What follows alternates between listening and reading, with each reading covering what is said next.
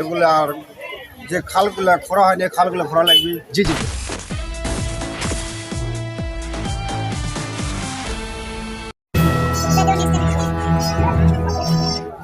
আসসালামু আলাইকুম। অসংখ্য ধন্যবাদ ভাইজান আপনাকে, হৃদয় থেকে ধন্যবাদ আপনাকে যে আপনি কথা বলার সুযোগ করে দিলেন। তো ভাইজান, সর্বপ্রথমে জানতে চাচ্ছি আপনি কেমন আছেন? যাক, আলহামদুলিল্লাহ, আল্লাহ পাক আপনাকে ভালো রেখেছে। তো ভাইজান, আপনার নামটা জানতে পারি? আবু হায়াত। আবু হায়াত। সুন্দর। আবু হায়াত। জি জি।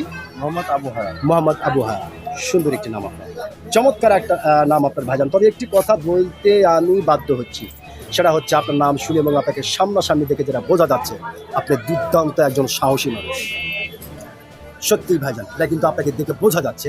তো ভাইজান, যেহেতু আপনি একজন সচেতন নাগরিক এবং একজন সাহসী মানুষ, সেই ক্ষেত্রে এই বিষয়টি আপনার কাছ থেকে জানতে চাচ্ছি যে আমাদের বাংলাদেশে হাজারো সমস্যা, লক্ষ সমস্যা, এত সমস্যার ভিতরে অ্যাট ফার্স্ট জনাব তারেক রহমান বাংলাদেশের প্রধানমন্ত্রী সবার আগে কোন সমস্যাটি আগে সমাধান করবে? আপনার কাছে সবচেয়ে জরুরি কোনটা মনে হচ্ছে? আগে রাস্তাঘাট করা লাগবে, কালভার্ট করা লাগবে।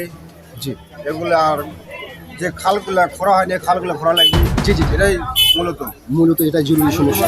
এলাকায় পানি জমা হলে পানি বাড়ায় না। জি, জি, জি। আর ব্রিজ কালভার্ট ঠিক হয় না, রাস্তাঘাট ঠিক হয় না, এলাই মূলত।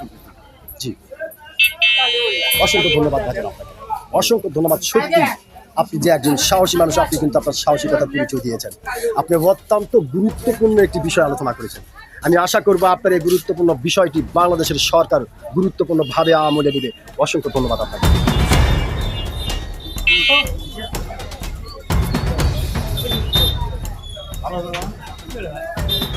আরেকটু সামনে